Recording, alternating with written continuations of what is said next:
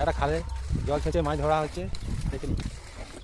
এখানে পিওর শিঙি, ল্যাটা, কই, পুঁটি সব রকমই পাওয়া যাবে এখানে। এই জালের মধ্যে জল ভরে দেওয়া হচ্ছে, ওতেই মাছ আটকে যাবে। এই দেখুন হাতে হাতে মাছ ধরা হচ্ছে।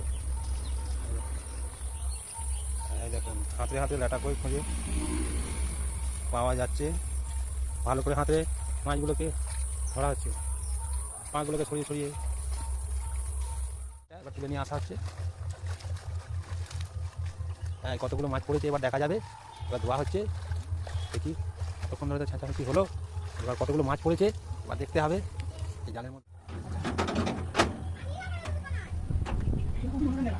হ্যাঁ, দেখা যাক কত কি মাছ পড়েছে, ঢেলে দেখা যাক।